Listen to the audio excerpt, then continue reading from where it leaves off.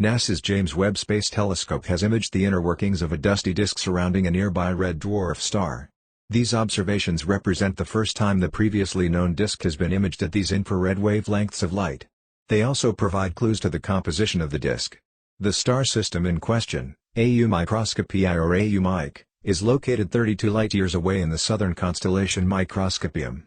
It's approximately 23 million years old, meaning that planet formation has ended since that process typically takes less than 10 million years. The star has two known planets, discovered by other telescopes. The dusty debris disk that remains is the result of collisions between leftover planetesimals, a more massive equivalent of the dust in our solar system that creates a phenomenon known as zodiacal light. The team used Webb's near-infrared camera, NIRCam, to study AU Mic. With the help of NIRCam's coronagraph, which blocks the intense light of the central star, they were able to study the region very close to the star. The NIRCam images allowed the researchers to trace the disk as close to the star as 5 astronomical units, 460 million miles, the equivalent of Jupiter's orbit in our solar system. NGC 346, one of the most dynamic star-forming regions in nearby galaxies, is full of mystery. Now, it is less mysterious with new findings from NASA's James Webb Space Telescope.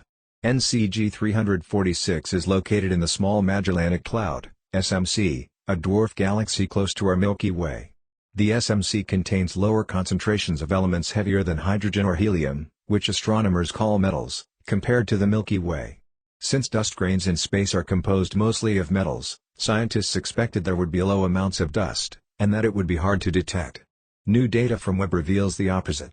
By observing protostars still in the process of forming, researchers can learn if the star formation process in the SMC is different from what we observe in our own Milky Way. Previous infrared studies of NGC 346 have focused on protostars heavier than about 5 to 8 times the mass of our Sun.